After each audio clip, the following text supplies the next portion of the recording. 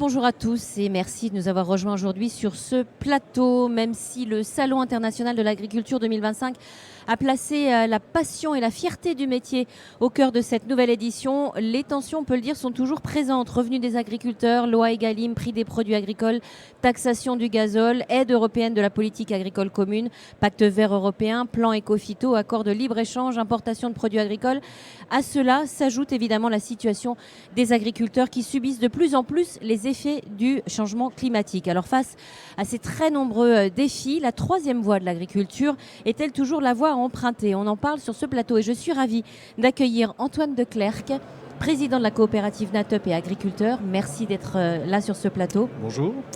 Bonjour à vous. À ses côtés, Simon Lefebvre. Bonjour, vous êtes directeur agriculture durable et RSE chez Bioline by InVivo. Et bonjour à vous et bienvenue. Bonjour. Et Laurent Martel, à ma droite, CEO Bioline by InVivo. Bonjour Laurent, ça va? Bonjour Sophie, ça va bien. Alors, je voudrais démarrer avec vous, Antoine. En tant qu'agriculteur, est-ce que vous pourriez justement revenir sur ces principales problématiques actuelles auxquelles font face les agriculteurs et le monde agricole de façon plus globale? Oui, bien sûr, Sophie. Malheureusement, les problématiques, elles sont nombreuses. Et conjoncturellement, et depuis plusieurs années maintenant, on a un problème de volatilité. Cette volatilité, elle est liée notamment au conflit russo-ukrainien, la mer du Nord, la mer Noire, où, souvenez-vous, l'énergie avait beaucoup augmenté avec le prix du gaz notamment, et qui a donné notamment sur les engrais des variations énormes. Donc des variations de la volatilité sur les approvisionnements, notamment les engrais, des variations aussi sur les céréales, parce que vous savez que l'Ukraine et la Russie sont des gros producteurs de céréales. Et les décisions de M. Poutine ont fait qu'il y a eu aussi beaucoup de volatilité depuis 3 ans. Donc le risque pour l'agriculteur, c'est d'arbitrer les moments où il achète, où il vend, avec le risque d'avoir l'effet ciseau et de perdre de la rentabilité sur son entreprise. La deuxième chose, c'est que les prix ont beaucoup fluctué sur le marché céréalier, notamment. On va rappeler que la France exporte la moitié de ses grains, et qu'on avait vécu une grande période de plusieurs dizaines d'années où nous exportions vers le bassin méditerranéen, sur les pays du Maghreb.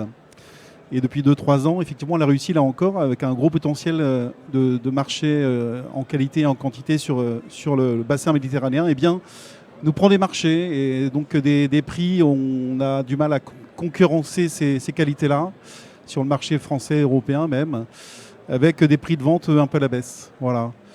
Il y a d'autres problématiques, des problématiques environnementales, vous en parliez tout à l'heure, le changement climatique avec ses excès, soit de sécheresse, soit de pluviométrie, font qu'on a de plus en plus de mal en France à avoir de la régularité dans les rendements.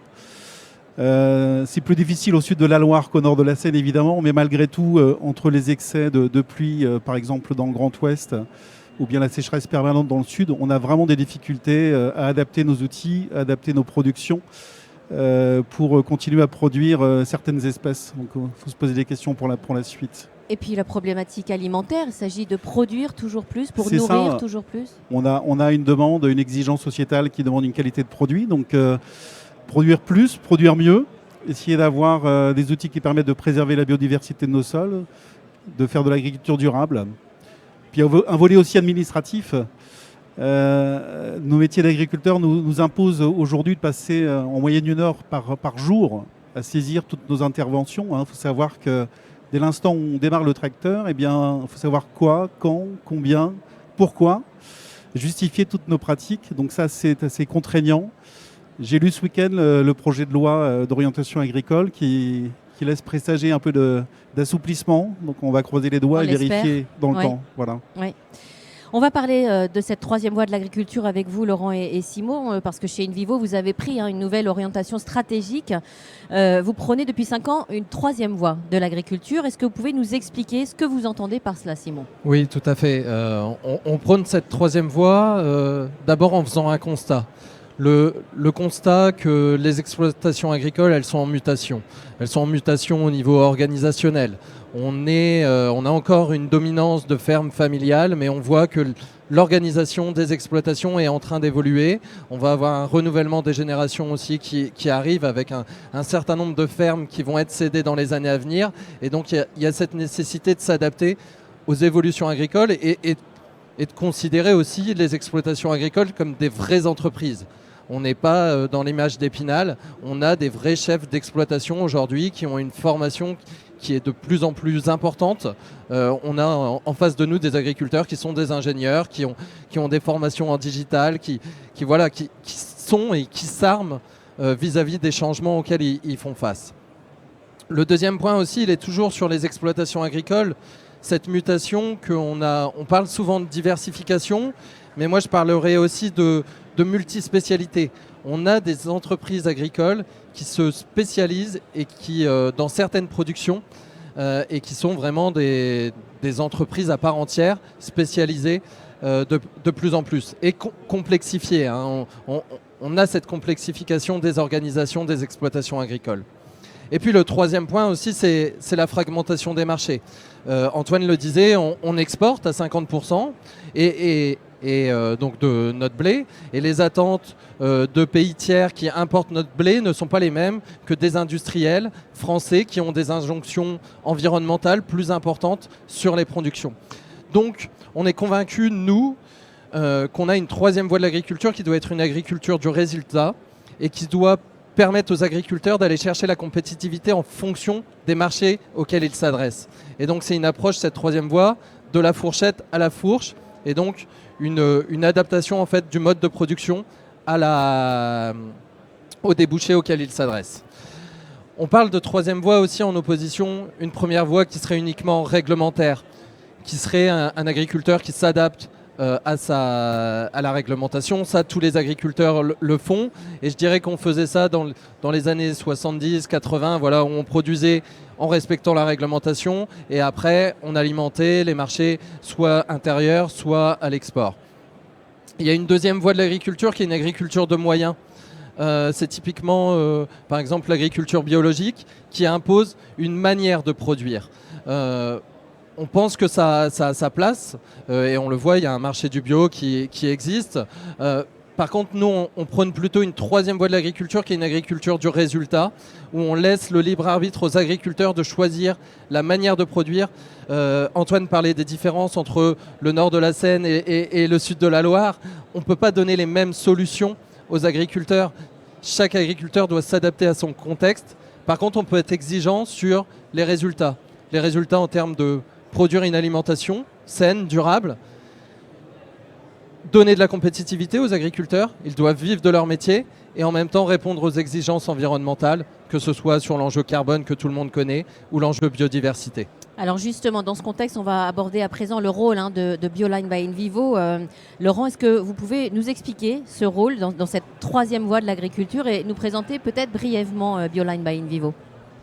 Oui, Sophie. Donc, Bioline by InVivo est en fait une filiale du groupe InVivo, totalement dédiée à l'agriculture, puisque nous commercialisons les intrants dont ont besoin les agriculteurs en grande culture.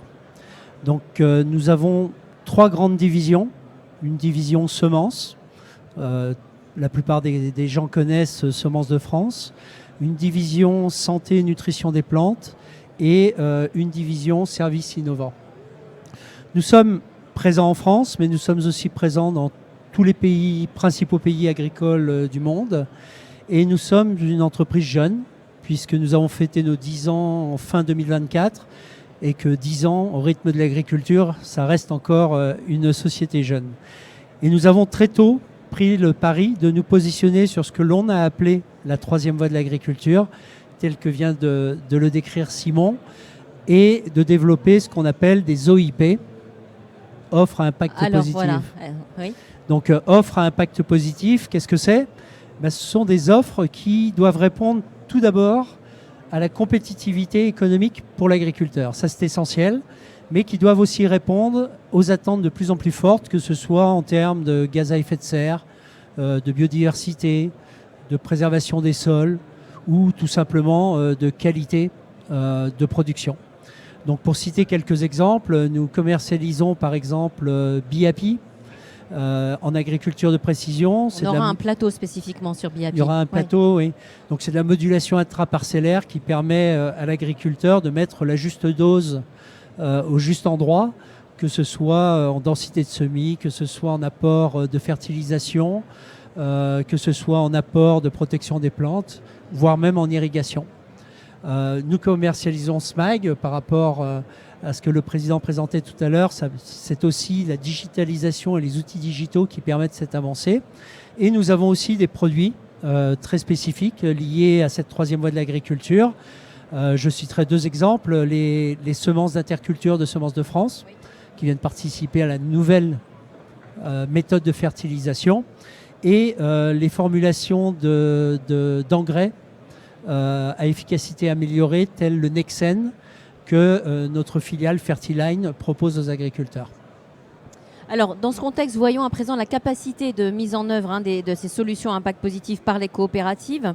À Antoine et Simon, j'ai envie de vous poser une question un petit peu générale, mais compétitivité et ou environnement, est-ce que la Ferme France doit, selon vous, choisir ?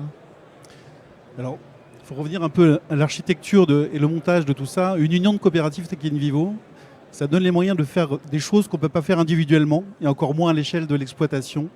Et donc que de mutualiser de l'innovation et de la recherche sur 170 coopératives, ça permet de proposer aux coopératives que nous sommes, d'offrir à nos adhérents un catalogue de solutions qui permettent d'essayer d'équilibrer cette compétitivité pour préserver aussi l'environnement. On a, Laurent vient d'en parler, Semences de France propose par exemple de la génétique qui nous permet d'adapter nos variétés au changement climatique, d'avoir des variétés résistantes à la sécheresse ou bien à l'excès d'eau. C'est pas facile parce que ça change d'une année à l'autre, mais d'avoir de la résilience. Biapi vient d'en parler, la bonne dose au bon endroit, c'est vraiment un très bon exemple que de préserver la compétitivité et l'environnement. C'est-à-dire que de mettre sur une parcelle sur laquelle on a identifié précisément les ressources en excès ou en déficit, d'apporter la bonne dose au bon endroit. Ça, c'est un très très bon exemple. On peut concilier l'un et l'autre.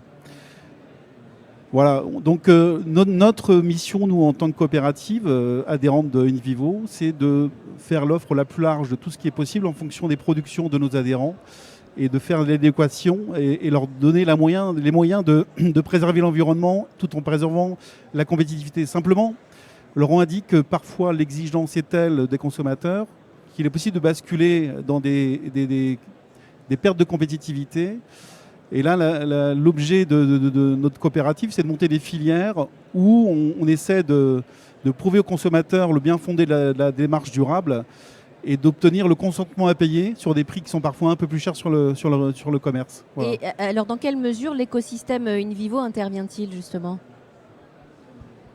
L'écosystème InVivo, c'est justement de relayer aux coopératives tous ces moyens qui permettent d'offrir aux adhérents, Simon, des solutions pertinentes. Voilà. Simon, quels sont les freins à observer à son développement ? Alors, les freins observés au développement, d'abord je dirais, et je pense qu'il est important de le rappeler, que les agriculteurs sont en transition. Oui. On entend trop souvent dire que les agriculteurs ne veulent pas évoluer ou qu'ils ne changent pas leurs pratiques. Voilà une pression sociétale, ou en tout cas des injonctions qui sont fortes. Il faut rappeler que les agriculteurs sont en transition. Le changement climatique, il est concret pour eux. Il affecte les exploitations et donc les agriculteurs s'adaptent. Et ils ne peuvent pas opposer environnement et compétitivité puisque l'environnement a un impact direct sur leur compétitivité. Alors, transition subie ou transition choisie ? Alors, il y a une transition qui est subie, celle de s'adapter au changement climatique. Oui. Et ça, les agriculteurs ont l'habitude de le faire. La différence, c'est qu'aujourd'hui, ça s'accélère. Et on a des excès d'eau ou des excès de sécheresse qui sont importants et qui sont très variables. Et en fait, ce qui est difficile, ce sont les aléas. Et c'est là où on s'adapte. On essaye de travailler au sein du groupe InVivo à des solutions qui permettent justement de passer ces aléas et de continuer à être compétitif. Après, ça c'est ce que j'appelle la transition subie et c'est celle de s'adapter. Après, il y a la transition choisie, c'est quelle vitesse on veut donner et est-ce qu'on va atteindre les accords de Paris ? Est-ce qu'on va restaurer la biodiversité ? On sait que l'agriculture a un rôle à jouer. Nous, en tant qu'InVivo, on s'attelle à développer des offres à impact positif qui vraiment permettent d'aller à la fois dans le sens de la compétitivité des agriculteurs et également dans le sens environnemental. Par contre, il y a un point sur lequel je voudrais insister, c'est la difficulté de trouver un modèle économique. Oui. On a des injonctions, que ce soit des pouvoirs publics, que ce soit de la société, que ce soit des industriels. Par contre, on a une difficulté à construire des filières de massification. Il y a il y a des initiatives qui sont portées par les coopératives où on développe des filières qui sont rémunératrices. Malheureusement, on ne passe pas encore à l'échelle. On exporte encore 50% de notre blé à l'étranger, hein, Oui. ce qui est un fer de lance pour l'agriculture française. Mais par contre, les filières à l'export ne nous payent pas nos bénéfices environnementaux en termes de carbone, en termes de biodiversité. Donc il y a une vraie réflexion sur comment est-ce qu'on aide les agriculteurs à financer cette transition. C'est quoi? C'est une question de timing? Il va falloir encore se donner une décennie? C'est une question de timing, c'est une question aussi de ne pas mettre toute la responsabilité sur les agriculteurs. Ouais. Les agriculteurs sont intégrés dans des filières structurées et c'est comment est-ce que chacun prend part de l'agriculteur jusqu'au consommateur, prend part à cette transition que tout le monde appelle de ses voeux. Justement, Laurent, quels sont selon vous les défis à lever pour accélérer et massifier ces transitions agricoles? Oui, donc Simon vient de le rappeler, les agriculteurs sont toujours en transition. Pourquoi? Parce que je trouve que les agriculteurs font un excellent travail. Ceci étant dit, des nouveaux produits ou des nouvelles technologies apparaissent en permanence. Et notre rôle à nous, Bioline, c'est de savoir identifier, tester, évaluer ces innovations, regarder leur pertinence pour l'agriculture. Et lorsqu'elles ont une pertinence, notre travail, en collaboration avec les coopératives, va être de former les équipes technico-commerciales des coopératives pour qu'ils soient à l'aise avec ces innovations et qu'ils puissent eux-mêmes après les déployer. Oui, il y a un envers les accompagnement qui est agriculteurs. nécessaire aujourd'hui, Un évidemment. accompagnement bien est sûr. tout à fait fondamental pour accélérer ces adoptions. Prise en main ces des adoptions. nouveaux outils. Ouais. Tout à fait. Antoine, un dernier mot, un mot de conclusion peut-être? Moi, je pense qu'on ne passera pas à côté du mariage compétitivité et environnement. Ouais. L'un n'ira pas sans l'autre. Si on ne préserve pas l'environnement, il n'y aura pas de durabilité. Donc il faudra marier les deux. On a des atouts. InVivo est le premier malteur au monde, C'est des vrai. débouchés pour l'orge brasserie, Oui. le premier meunier français. Voilà. Donc des filières à structurer pour qu'au final, on puisse produire durablement et correctement. Et puis je dirais tout ça dans l'intérêt de nos adhérents et que la rémunération soit à la fois la pérennité de nos entreprises et puis aussi la fierté de nourrir la planète. Bien Voilà. sûr. Laurent, Simon, un dernier mot peut-être? Oui, rappelez que nous, au quotidien, on réfléchit à des solutions d'offres à impact positif pour les agriculteurs, pour la Ferme France. À l'image des tableaux qui nous ont précédés, on réfléchit par exemple à la décarbonation des engrais. Et donc on a des projets ambitieux pour la Ferme France qui allient compétitivité et environnement. On cherche également de nouvelles sources de revenus. Ce sera l'objet d'un plateau suivant qui est sur l'agrivoltaïsme. Donc on réfléchit à ces solutions. Donc le monde agricole est en action. Et je dirais aussi qu'il faut passer du savoir-faire au faire-savoir. Oui. Et c'est aussi ce qu'on travaille avec notamment les solutions de Bioline, notamment SMAG et AgroSolutions, de faire savoir les bénéfices environnementaux dans lesquels les agriculteurs sont inscrits au quotidien. En fait. Et ce sera tout l'objet d'un plateau cet après-midi justement. Laurent, un tout dernier mot. Oui, non, peut-être un mot d'optimisme pour Oui. terminer, parce que je pense que nous sommes encore une agriculture de pointe, une agriculture qui sait justement s'adapter, qui sait adopter ces innovations et qui va permettre à nos agriculteurs, à nos filières de continuer à être très compétitives, de répondre aux attentes sociétales, aux attentes des consommateurs, tout en maintenant ou en augmentant la profitabilité pour nos agriculteurs. On voit ces innovations tous les jours et je pense que nous devons vraiment rester positifs. Positif et optimiste, on est optimiste. Exactement. Merci beaucoup messieurs d'avoir participé à ce plateau. Merci infiniment. Merci Sophie. Merci. Merci.